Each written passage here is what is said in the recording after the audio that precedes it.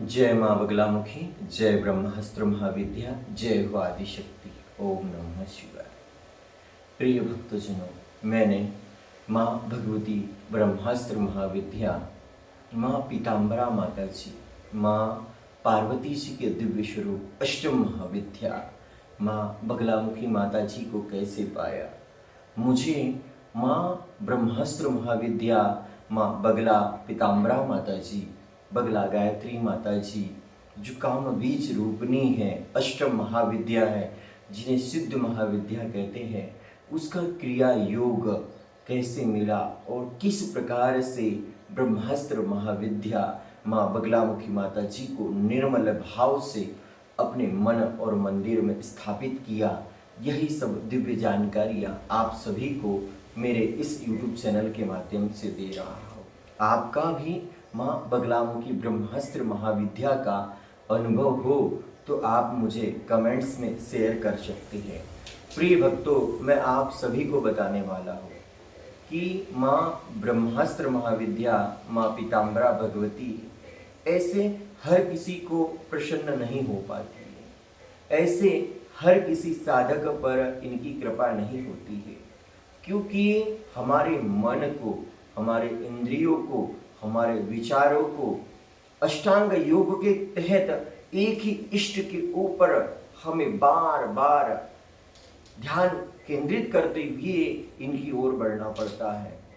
और आज का जमाना तो आप सभी जानते हो, आज के इस कलयुग में कोई ऐसा विरला साधक होगा जो सिर्फ एक ही शक्ति की आराधना करता हो, एक ही शक्ति को पूजता हो, क्योंकि एक शक्ति की भी सिद्धि पाने के लिए, एक शक्ति की भी कृपा पाने के लिए इस घोर कलयुग में 4-4 वर्ष के 3 समय चक्र हमें पूर्ण करना पड़ता है, तब जाकर यह महाशक्ति महाविद्या माँ पीताम्बरा भगवती प्रसन्न होती है। जन्म जन्मांतर के पुण्य कर्मों का उदय होने के बाद में ब्रह्मास्त्र महाविद्या माँ बगलामुखी माता जी की प्राप्ति होती है। कहने के लिए तो आज के समय में ऐसे हजारों लोग हैं जो कहते हैं कि उन्हें माँ बगलामुखी माँ की सिद्धि मिली है, माँ बगलामुखी माँ की साधना उन्हें पता है, लेकिन ये सिर्फ ज्ञान तक ही सीमित है। प्रैक्टिकल शोध और परिणाम की ओर इनका गहन अध्ययन नहीं है।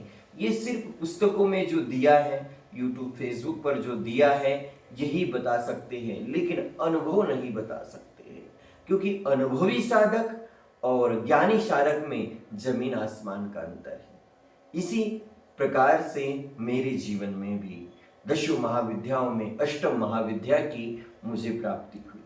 माँ बगलामुखी शक्ति सिद्धपीठ सिवनी से मुझे माँ भगवती ब्रह्मास्त्र महाविद्या की दीक्षा प्राप्त हुई। माता बगलामुखी ब्रह्मास्त्र महाविद्या की दीक्षा प्राप्त होने के बाद मुझे आशीर्वचन प्राप्त हुआ। आशीर्वचन प्राप्त होने के बाद मैं पुनः अपनी जॉब पर पीतमपुर आ चुका और वहाँ पर माँ भगवती बगलामुखी माता जी की भक्ति करने लगा। मुझे 8 घंटे की जॉब करना पड़ता था। जॉब के साथ साथ समय निकाल कर माँ भगवती की भी 1 माला से लेके 5 माला तक स्पीड बढ़ा दी।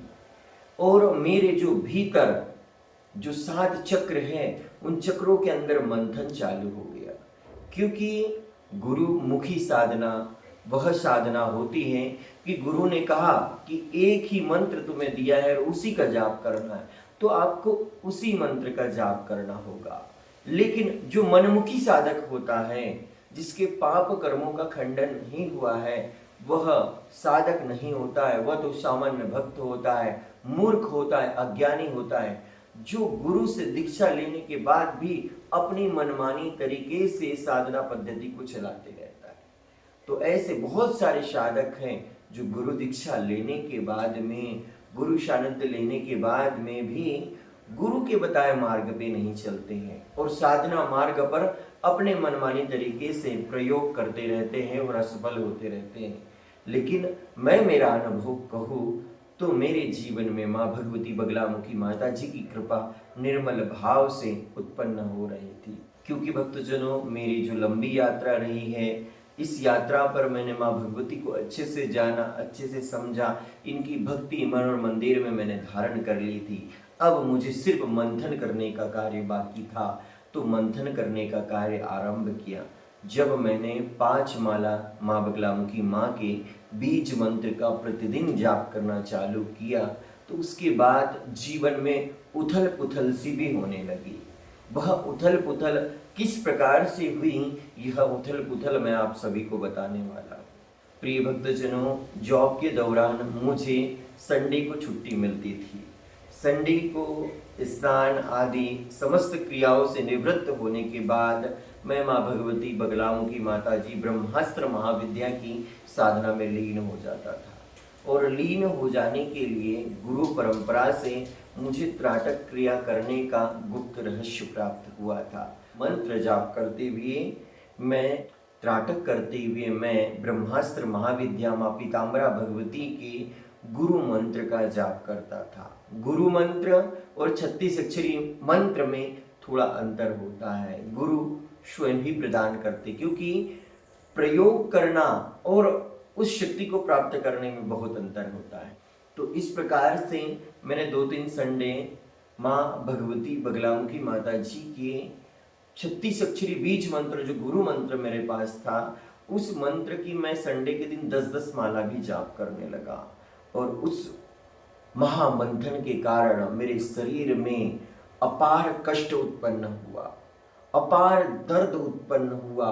मुझे ऐसा लग रहा था कि मेरे शरीर में बुखार आ गया है, भयंकर बुखार आ चुका है। और मेरे शरीर में पूरी मेरी पसलियां हड्डियां दर्द हो रही थी, यहाँ से लेके यहाँ, और पूरा शरीर ऐसा दर्द हो रहा था मानो कोई मुझे सुई चुभा रहा था।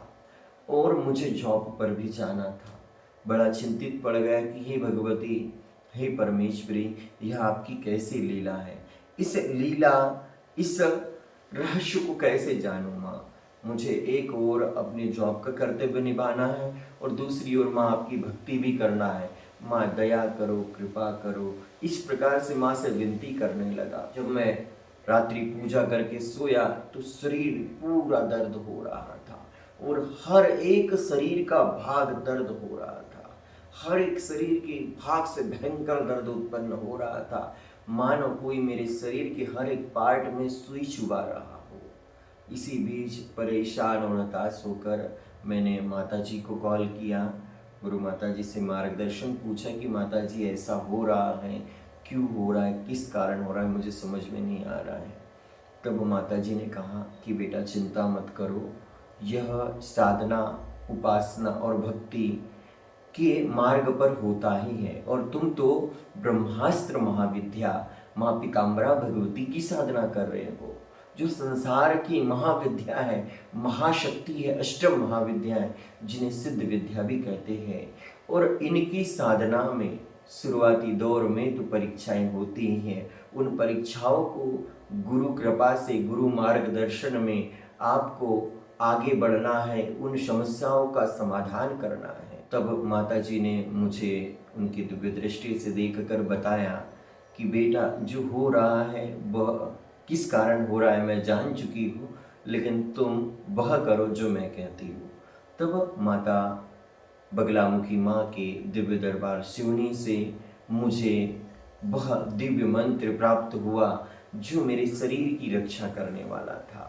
और रक्षा करने वाला दिव्य मंत्र बाबा बटुक भैरव जी का मंत्र था, ओम ह्रीम बटुकाय।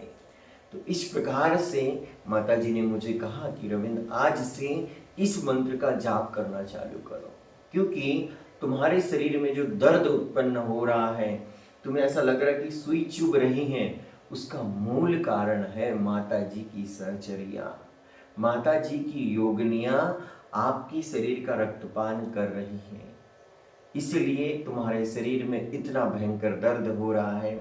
ऐसी परिस्थिति में तुम्हें सुरक्षा घेरा बनाने की आवश्यकता है और सुरक्षा घेरा तुम बटुक भैरव महाराज जी का बनाओ। और जब माता जी ने मंत्र दिया तो मैंने बटुक भैरव बाबा के मंत्र का उच्चारण करना चालू कर दिया, ओम ह्रीम बटुकाय, आपत्ति उद्धारणाय। तो इस प्रकार से सारी प्रकार की आपत्ति विपत्तियों की रक्षा करने वाला वह महाशक्ति, महा दिव्य मंत्र मुझे बाबा बटुक भैरव जी का मंत्र प्राप्त हुआ। जो माँ बगलामुखी माँ के शिव है बटुक भैरव, उस बटुक भैरव जी की मुझे कृपा और आशीर्वाद प्राप्त हुआ। मैं आप सभी को एक उदाहरण भी बताना चाहूँगा। आप सभी देख सकते हो कि यहाँ पर कलश स्थापित किया हुआ है और इस कलश स्थापित करने के नीचे भी यह कलश रखा गया है और इस कलश के ऊपर आप उसमें देखोगे कि 1 रुपए की दक्षिणा, थोड़ा जल और जल के ऊपर चावल है और चावल के ऊपर यह नारियल है और 5 आम के पत्ते हैं, अर्थात पंच तत्व भी है।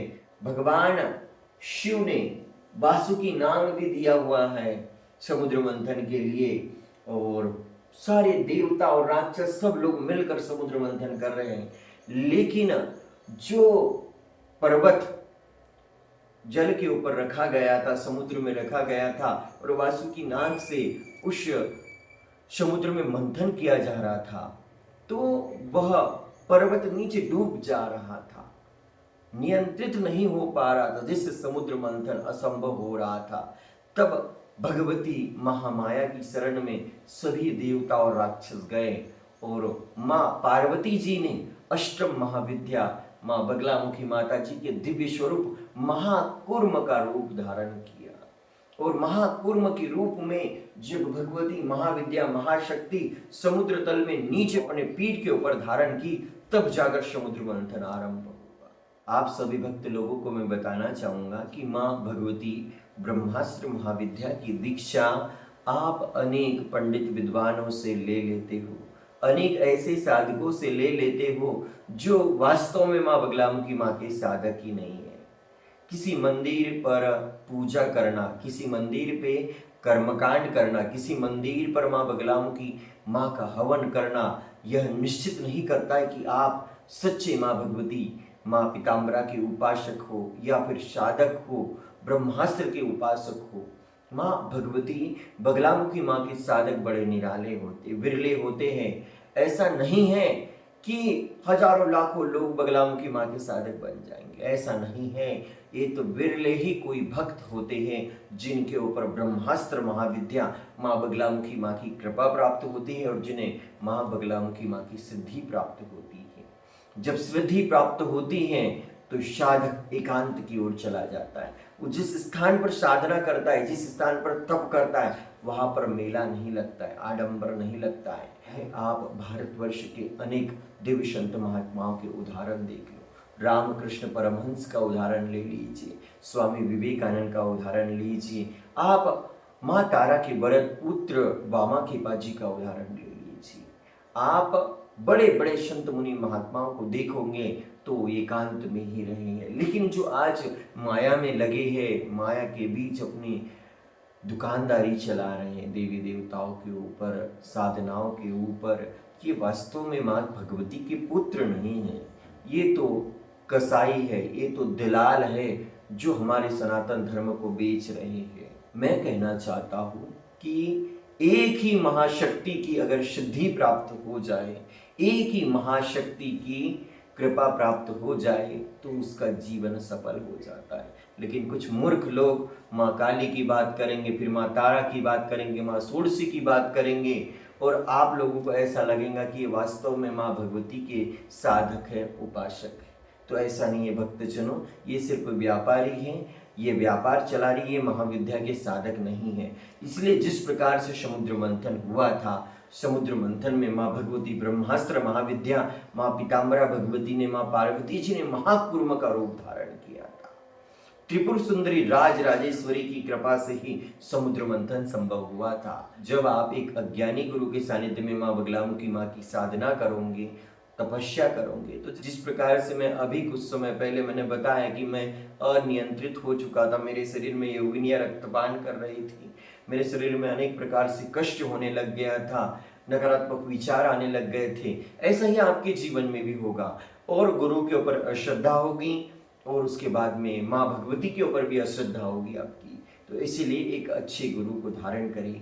गुरु कई प्रकार के होते हैं, मानव गुरु अलग होते हैं, सिद्ध गुरु अलग होते हैं और दिव्य गुरु अलग होते हैं। मैं आज के समय यहाँ पर भी बैठा हूँ और अगर मेरा कोई शिष्य परेशान है, मेरा कोई भक्त परेशान है, और मैं आंखें बंद करके माँ भगवती से उसके लिए प्रार्थना करूं तो सूक्ष्म रूप में मैं वहां पहुंचकर अपने भक्त की रक्षा कर सकता हूं। तो भक्तजनों, वे होते हैं सिद्ध गुरु, और मेरे पास सिद्ध और दिव्य गुरु दोनों ही हैं। आप सभी भक्तजनों को आने वाले अगले भाग में पुनः मैं माँ भगवती बगलामुखी माँ की उपासना का एक नया दिव्य रहस्य बताऊंगा। तब तक के लिए आप सभी को जय माँ पीताम्बरा, जय माँ बगलामुखी।